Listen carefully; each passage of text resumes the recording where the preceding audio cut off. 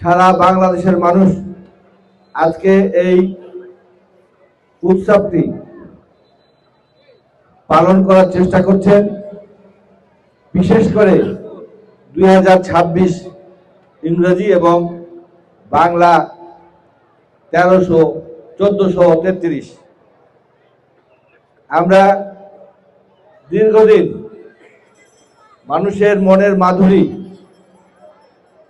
সাজিয়ে গুছিয়ে এই মানুষের প্রাণের যে কোমল স্পর্শ সেইখানে পৌঁছানোর সুযোগ খুব কম ছিল। মানসিকভাবে আমরা অত্যন্ত নিপীড়িত ছিলাম, নির্যাতিত ছিলাম। কিন্তু গত 12 ফেব্রুয়ারি আমাদের এই জীবনে একটি নতুন দিগন্ত, যে দিগন্তের জানলা দরজা বন্ধ ছিল সেইগুলোকে খুলে দেওয়া হয়েছে। ওই জন্য বাংলা ভাষায় বলতে হয়, শান্তি সুখের দিশারিতে আগত প্রহারগুলো সবার জীবনে বয়ে আনো আনন্দের চিরভাস্কর।